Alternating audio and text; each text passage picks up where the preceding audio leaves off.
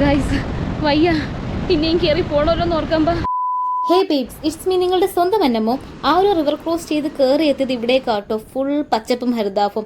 ഇങ്ങനെ ഇവിടെ ഇരിക്കാനേ പാടില്ല. ഇരുന്നാൽ പിന്നെ എഴുന്നേക്കാൻ തോന്നൂല. കാരണം ഈ ഒരു ഒടുക്കത്തെ ഭംഗി തന്നെ വേറൊന്നുമല്ല. അങ്ങനെ നോക്കി അങ്ങ് പീസ്ഫുൾ ആയിട്ട് ഇരുന്നു പോവും.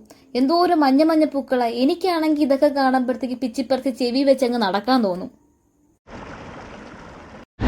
ഗൈസ് വയ്യ, പിന്നെയും കയറി പോണല്ലോ ഓർക്കുമ്പോ.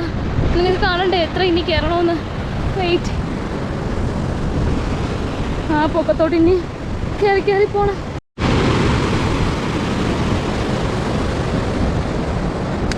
ഇനി ഇതെല്ലാം വീണ്ടും നടന്ന് കയറണം. ഇപ്പൊ തന്നെ ഏകദേശം ഒരു 7 കിലോമീറ്റർ എന്തായാലും ആയി കയറും. ഈ മലയെല്ലാം മൊത്തം നടന്ന് കയറി നമ്മള്.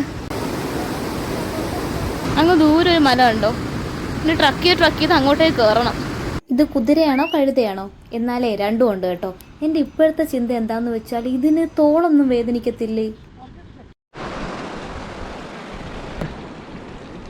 എൻ്റെ ട്രാവലർ ബാഗ് ഭയങ്കര ഹെവി ആയിപ്പോയി. അപ്പോൾ ഞാനൊരു പോട്ടറിനെ ഏൽപ്പിച്ചു. അപ്പോൾ വൺ ഡേ 1000 ആണ്.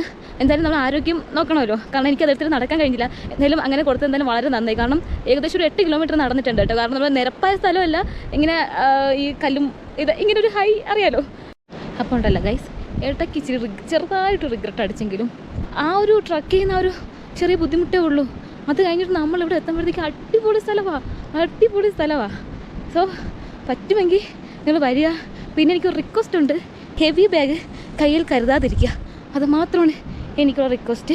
പിന്നെ പറ്റുമെങ്കിൽ മാക്സിമം നിങ്ങളൊക്കെ ഇവിടേക്ക് വന്നൊന്ന് എക്സ്പ്ലോർ ചെയ്യുക.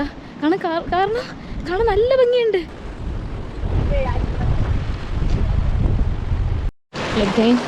ചെറിയ ഗൈസ്, സഞ്ജയ് ബായ് അവർ ഗൈഡ്.